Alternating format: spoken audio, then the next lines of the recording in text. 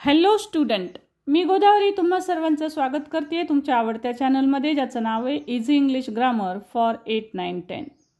इथे काही शब्द दिसत आहेत बघा तुम्हाला, त्याचे उच्चार कसे होतात ते बघूया. रन हा आहे प्युअर, हा आहे अंडर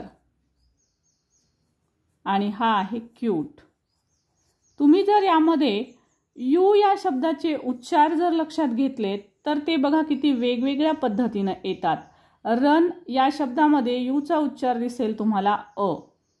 प्युअर या शब्दामध्ये तुम्हाला युअर अशा प्रकारचा उच्चार दिसेल. अंडर यामध्ये तुम्हाला अ उच्चार दिसेल. क्यूट यामध्ये तुम्हाला यू उच्चार दिसेल. सो तुम्ही जर अशा प्रकारे शब्द पाहिले तर मग नेमका कोणता उच्चार कुठे करावा. रनमध्ये अ होतो म्हणजे यूचा उच्चार कधी अ येतो, कधी यू येतो, कधी अ येतो. सो हे उच्चार नेमके आपण कसे आणि कोणते करायचे ते आपण पाहणार आहोत.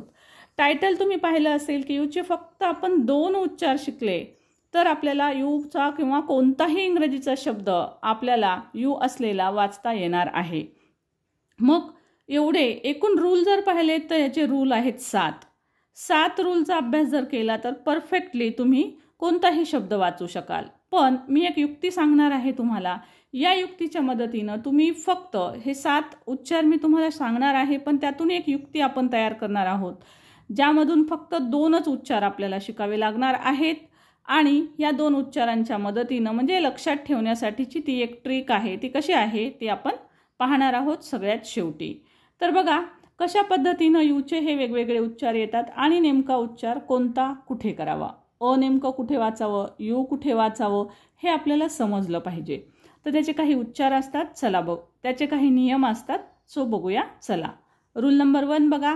जर 2 कॉन्सनंटच्या मध्ये यू येत असेल, बघा सी आणि कॉन्सनंट यू आला मध्ये आणि पुन्हा सी आला, तर C-C म्हणजे कॉन्सनंट यू वावल आणि त्यानंतर कॉन्सनंट असं जर शब्दामध्ये आलेला असेल पॅटर्न तर यूचा उच्चार अ होतो. ओके. जसं की बी हा एक कॉन्सनंट आहे, एन हा एक कॉन्सनंट आहे. या दोन्हीच्या मध्ये यू आलेला आहे त्यामुळे याचा उच्चार होतो अ. यूचा उच्चार होतो अ. आता बी यू ब, कारण ब मध्ये अ लपलेला असतो म्हणून वेगळा अ लिहायची गरज नाही. ब न. तसंच स न, एस यू स न सन, एफ यू फ न फन, आर यू र न, जी यू ग न गन, हट, शट, कट. या सर्व शब्दांमध्ये तुमच्या लक्षात येईल. विशेष करून हा रूल जो असतो C+C' हा रूल जो असतो तर तो सगळीकडे 3-4 लेटर्समध्ये जास्त करून हा यूज केलेला असतो. मोठ्याही शब्दांमध्ये तो येतो, नाही असं नाही, परंतु जास्त करून तो 3-4 लेटर्स वर्ड्स जे असतात त्यामध्ये येत असतो. नेक्स्ट रूल बघूया सेकंड.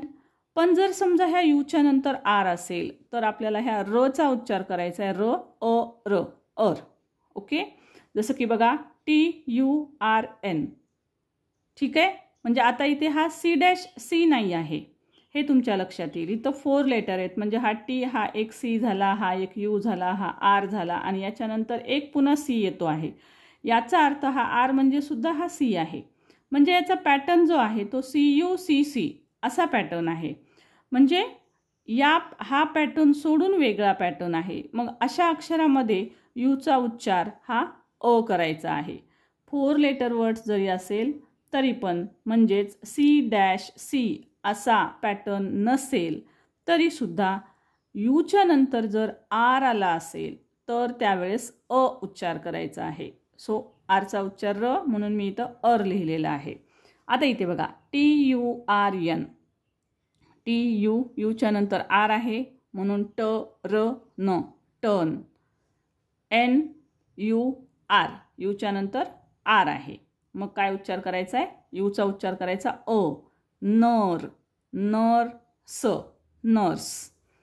PUR यूच्या नंतर आर पर्स पर्स.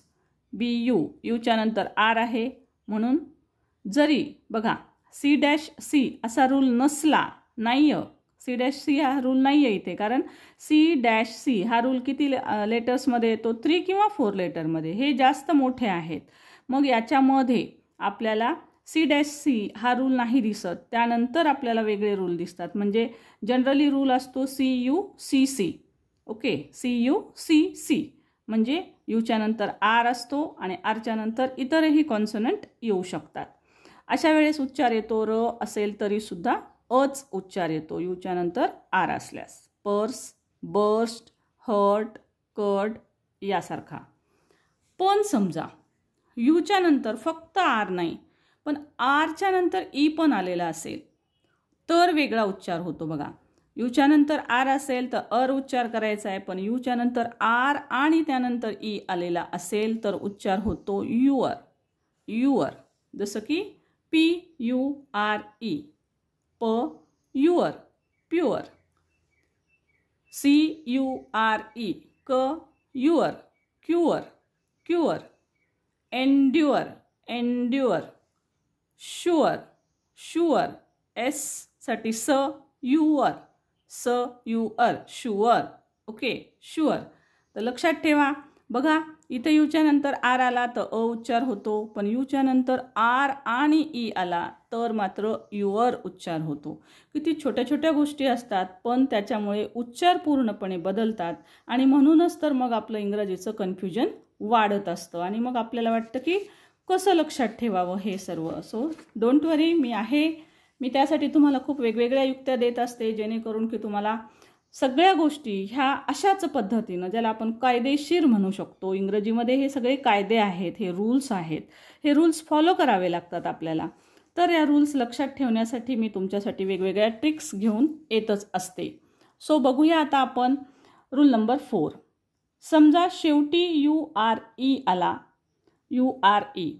ओके, तर शेवटी लक्षात ठेवा, शेवटी URE आलेला असेल आणि स्पेशली या UREच्या अगोदर जर टी आलेला असेल, म्हणजेच TURE यामध्ये जर हा URE आलेला असेल तर त्यावेळेस उच्चार होतो अर.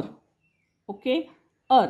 आणि स्पेशली शब्दाचा उच्चार जर घ्यायचा झाला तर TURE याचा उच्चार आपण करत असतो चर, चर.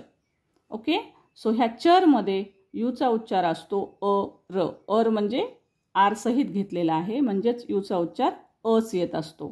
जसं की NATURE, नेचर, नेचर.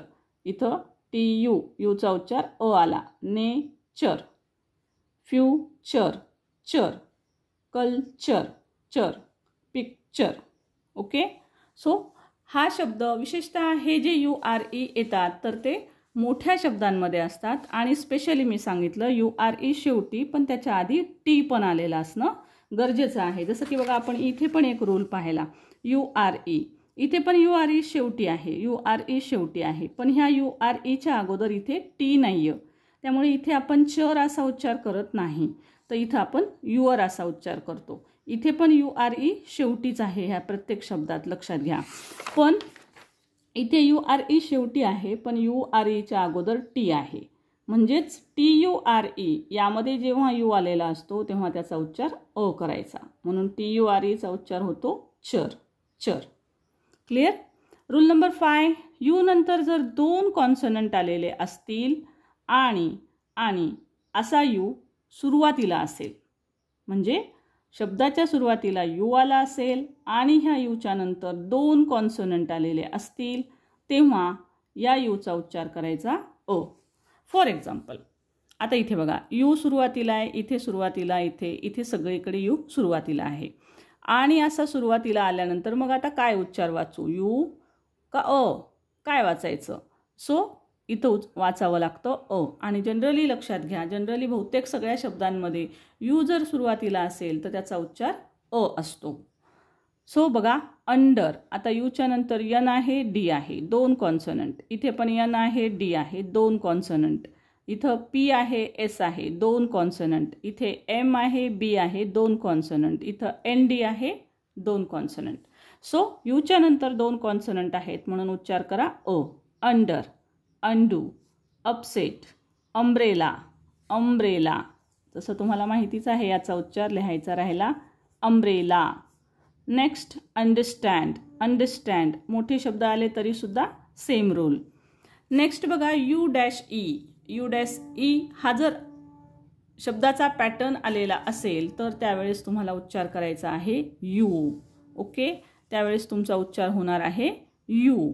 जसं की इथं बघा, यू डॅश, डॅश म्हणजे कॉन्सोनंट आणि पुन्हा E.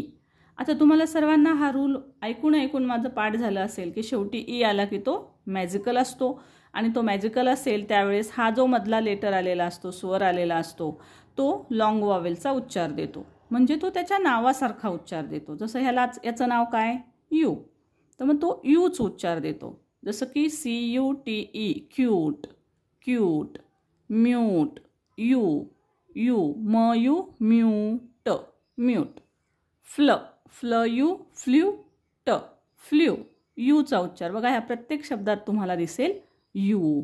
Okay, next and last.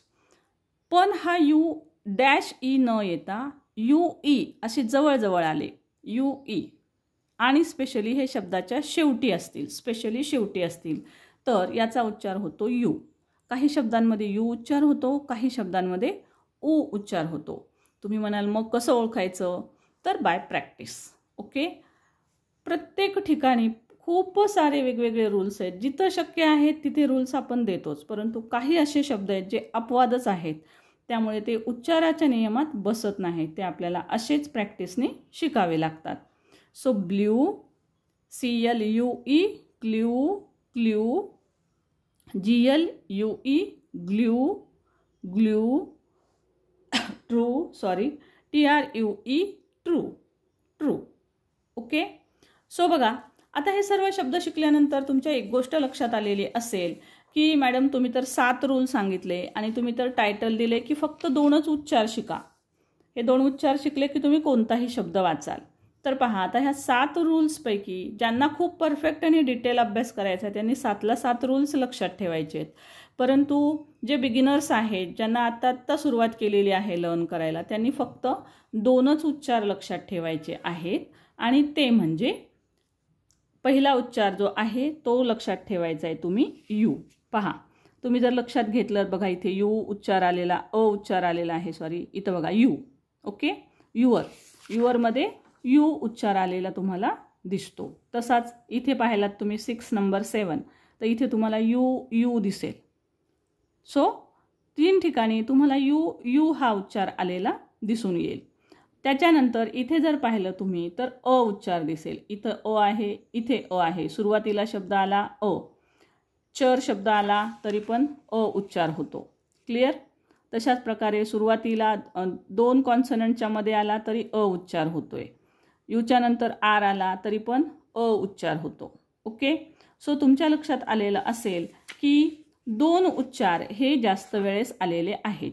एक यू, इथं सुद्धा बघा यू अर आहे, यू अर, पण यूच आहे ना, सुरुवातीला यूच आहे. म्हणजे बघा केवळ तुम्हाला यू शब्द स्पेलिंग आलं की तुम्हाला फक्त आणि फक्त 2 उच्चार शिकायचे. फक्त 2 उच्चार लक्षात ठेवायचे, शिकायचे नाहीत, लक्षात ठेवायचे. कोणते उच्चार लक्षात ठेवणार आहात मग तुम्ही? पहिला उच्चार लक्षात ठेवा आणि दुसरा उच्चार लक्षात ठेवा यू. ओके, सो आता कोणताही शब्द तुमच्या समोर आला की तुम्ही एकतर ने वाचून पाहायचं ज्यामध्ये यू लेटर आहे, ज्यामध्ये यू लेटर असेल आणि तो शब्द तुम्हाला वाचायचा असेल तर ही एक युक्ती लक्षात ठेवा तुम्ही. कोणती? अयू युक्ती लक्षात ठेवायची. मग ने वाचून पहा किंवा यूने वाचून पहा, तुम्हाला आपोआप तुमचा शब्द जो आहे तो सहजगत्या वाचता येणार आहे. 7 रूल्स आहेत, पण शॉर्टकट लक्षात ठेवा अयू. ओके, कशी वाटली ट्रिक? आहे ना मजेशीर? आणि ह्या ट्रिक तुम्ही लिहून ठेवा. अशा एका बाजूला सगळ्या शब्दांच्या ट्रिक लिहून ठेवा, म्हणजे तुम्हाला ते लक्षात ठेवायला जास्त सोपं जाईल. सो व्हिडिओ आवडला असेल तर लाईक, शेअर आणि कमेंट करायला विसरू नका. Thank you so much for watching. Thank you.